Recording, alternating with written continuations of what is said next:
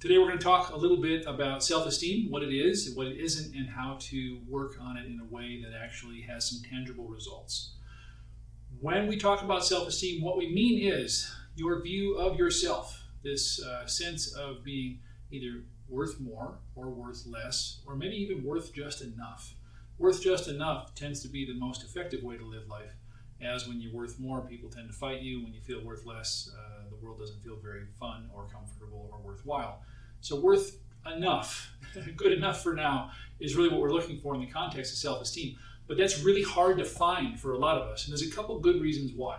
The first one is we have practiced negative affirmations in our head. We have a voice in our head that says, I'm bad or terrible or not enough or not okay, etc. You can kind of fill in the blanks there.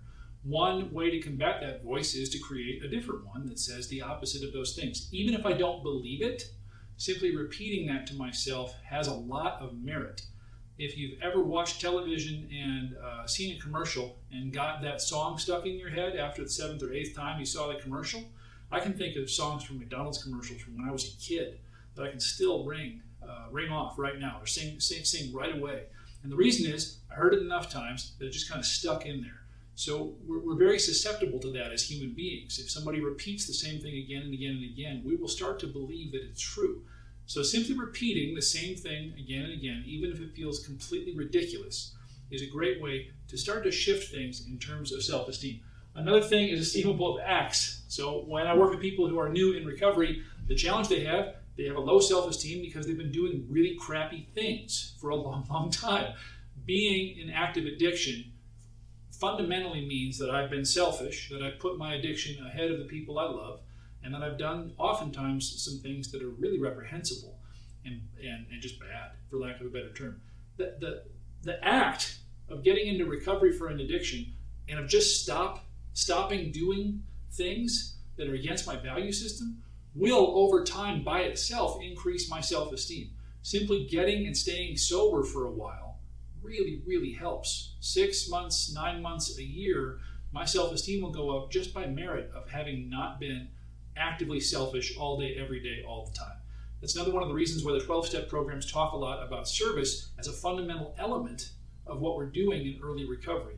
Because when I serve somebody else, especially if I can help somebody with no hope of reward for myself, I'm stepping outside myself, I'm not being selfish, and as a result, I'm doing something that's actually esteemable. And the net consequence of that is I will start to develop a sense of self-esteem. Then the last thing is to make friends with my inner critics. So all of us have a team, many of us have a large team, of people whose job it is to beat us up when we make a mistake. In fact, whose job it is to beat us up sometimes before we make a mistake. That happens as a result of being a kid and growing up in an environment where you have to perform effectively to fit in and to make life work. And that's true of everybody, whether they come from a dysfunctional family or a functional family. The nature of culture and the world around us is that it's a little bit oppressive, and it takes our spontaneity away. And in place of spontaneity, we have to conform and get in line at school, be quiet during class, and do the things that we have to do to function. What we do to create the internal world that makes that work is we create little critics.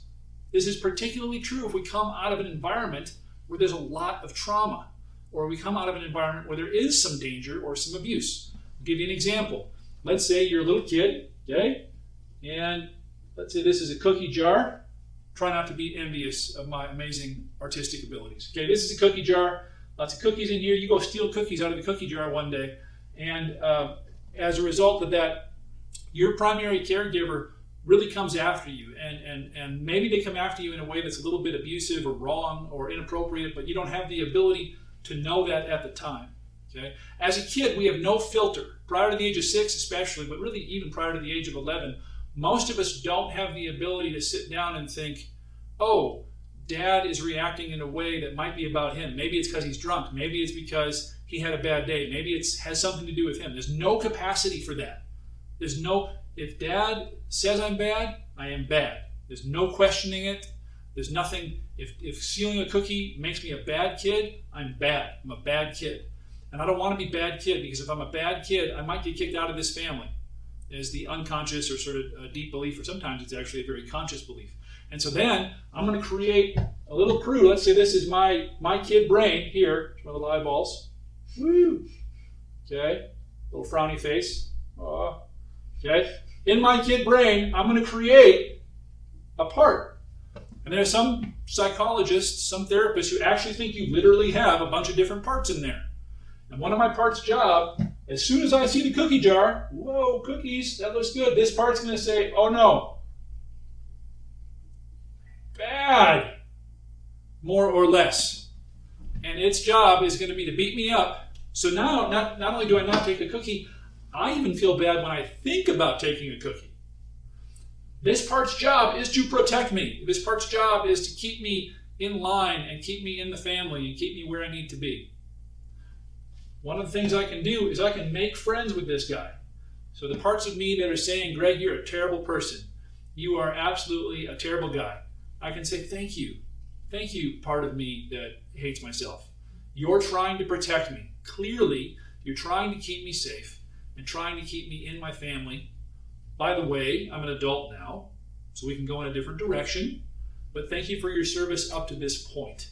So that's a really classic, and again, this takes some time. It's not an immediate process, but it tends to be pretty effective. So if we're looking for ways to increase our self-esteem, we can do affirmations, we can do more esteemable things, and we can do our best to make friends with and open up a dialogue or a discussion with all of these guys right here.